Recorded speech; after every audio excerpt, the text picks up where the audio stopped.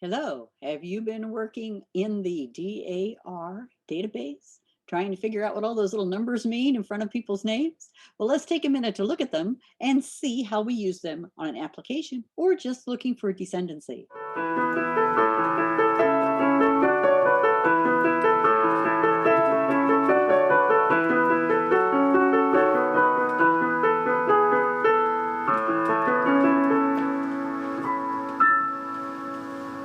Hello, my name is Jelaine Crabtree, and I am a volunteer genealogist with the National Society Daughters of the American Revolution. These videos are made for helping those who wish to join the organization or submit a supplemental, but they are also helpful for anyone who is looking to research their lineage. With that said, let's get started. Anyone can access the DAR database. It is simply a listing of those patriots who have been proven through the DAR with information about their descendants. So if you are planning on joining the DAR or doing a supplemental, or just looking for some information as to who is related to who, then the DAR database is for you. It is very simple to access. What happens is you look for a name, you look for a person, you see what you can find. So let's look at the database and see an example. When you go to the DAR database, you're going to just go to dar.org and you can go to the database, which is called the GRS, whether you are a member or not. So just click on the green button. You will see there is a quick little tutorial if you would like to look at the tutorial to show you how to use the GRS. You may want to do that to augment what I tell you here today. Let's look for an ancestor today. And the ancestor I'm going to look for is Jacob Conrad. And I know his state of service is in Virginia. And I know his place of death is in Virginia. So let's see what we can find. Jacob Conrad. This is my Jacob Conrad. He was born in Switzerland. So this is the Jacob Conrad I'm looking for. And if we scroll down these wonderful little lists of the children, you will see many, many children that have been proven for Jacob Conrad. And which one am I looking for? Well, I happen to be looking for John. John, who is married to Elizabeth Currents. That's the person I'm looking for because that is the child of the patriot. So what am I going to do with that? I'm going to look at these little numbers over here. Now see these little numbers? These are member numbers. The easiest way to prove a patriot for your line is to find a number of a member that has already proven the line, or at least part of the line. So as I'm looking through this, I can see what is the number where John has been proven as a child of Jacob most recently. And the most recent number is the largest number, 978851. That is the largest number in the list. You'll also notice there's these four little numbers afterwards. We'll talk about that in a minute. So this is the number I'm going to want to use on page 3 of the application. If I look here, there's a little line number D. There's a letter D that says descendant list, and you'll see it's available, but not for this ancestor. Why is that, you might say? Well, they are behind because of COVID. So let's go up to one that says it's ready. Okay. When I click on this descendants list, I will see going down to the final entry, which is the patriot. I have that the DAR has proven Jacob, where he was born, when he was born, where he died, when he died, his wife Hannah, when she was born, when she died, and when they were married.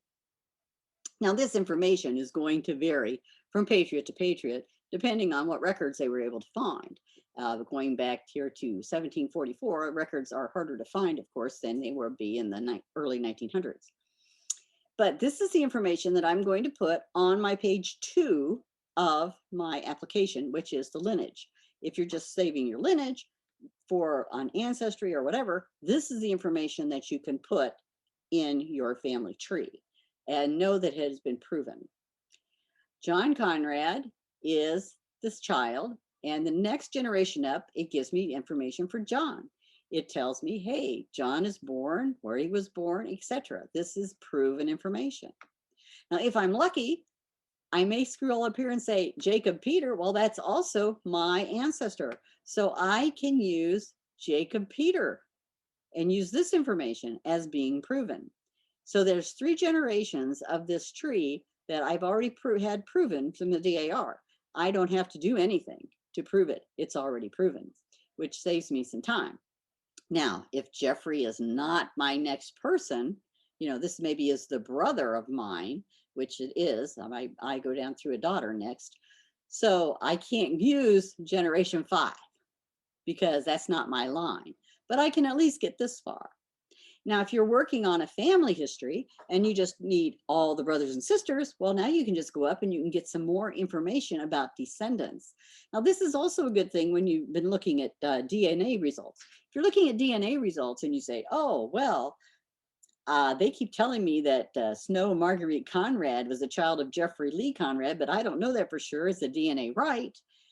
This is a place where you can come and look, because if they have proven it by documentation, then you know that the DNA is a correct assumption there in the algorithm.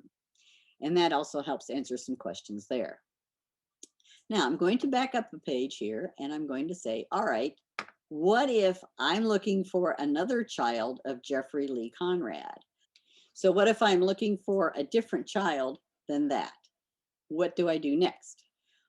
Okay, let's look at the ancestry tree for this family line. Jacob, John, Jacob goes to Sabina, Conrad.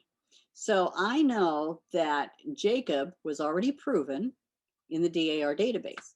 I wonder if Sabina has been proven in the DAR database. That would be nice. I could pull her up also. So I can go back and I can use this tab called Descendants. Sabina is a descendant of the Jacob Conrad.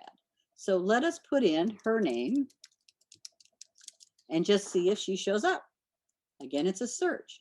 There she is, Sabina, and she has been proven with information and her husband, John Curry, under a patriot, Robert Curry. Has she been proven under a patriot for Jacob Conrad? Well, it does not appear that she has been. Does this put me at a dead end?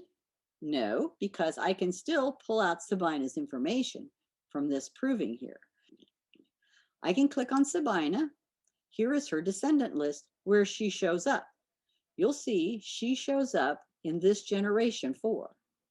Now, that was not generation 4 that I was looking at in my application, but I can still cite this information as part of my proof because it gives me, again, her birth date, her birthplace, death date, death place, her marriage, and her husband. So I can use this information on an application. So the descendants is just as important as the ancestor because you can search for any descendant. They may have been proven. Granted, we noticed she has not been proven as a Conrad descendant, so there'll be more steps, but we do have the proof of her birth date, death date, etc.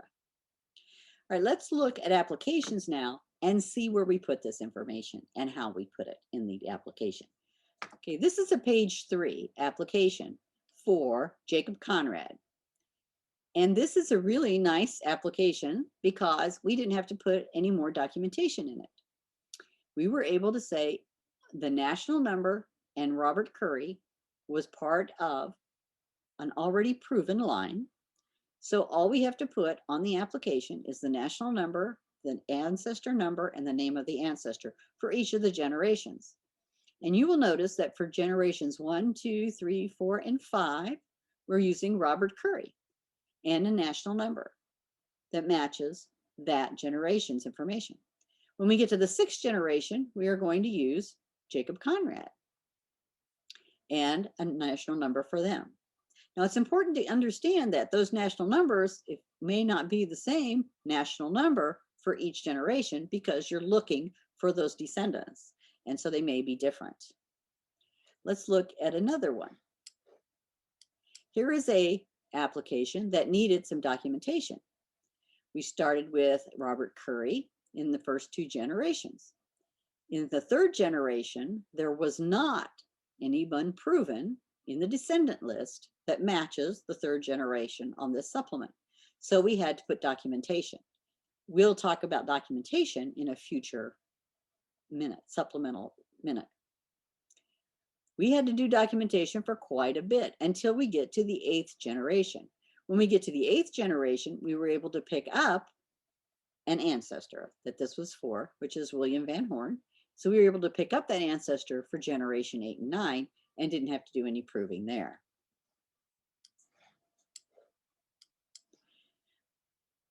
Now here's another one with Jonas Friend. Notice that the add volume has been added. So not just that 6 number national number or 5 number national number or now 7 number national number, but also we have to add the add volume, those 4 little numbers. And this is so that the people who are verifying the application can locate the patriot that you're talking about. So they can double check everything, and they double check everything. So they will be looking through this and seeing that Jonas Friend, add volume 1235 for this national number, that information matches generation 1 on this application, and so on. And we were able to use Jonas Friend all the way to the 8th generation. And on the 9th generation, we pick up William Currents, who is the patriot that we're working for. And notice it's a different national number and a different patriot number. So all in all, what you want to remember is those national numbers are very important. You want to use the largest number you can that matches your line. There's a little bit different to talk about as far as the patriot national number that we use, but we'll use that in another video coming soon. I hope you learned something today and that it really helps you in both planning a supplement, working on an application for the DAR, or just finding more information about your descendancy and your line. Remember that if it's in the DAR database, it has been proven. There are ways that you can obtain copies of the documentation. However, no documentation from the DAR may be posted on any other website or any other book or publication. It is proprietary information and you do not have permission to post it anywhere else. But you may use it, you may submit it for part of a supplement or application. Let me know if you liked the video today. I hope that you learned a lot. And if you have other topics that you would like me to cover, please put them in the comments below. Please subscribe to my channel, and I hope that you push that notification bell. I'm trying to get out a video every week, but sometimes the weeks go by awfully quickly. Enjoy yourself today and have a great day in the past lane. Thank you.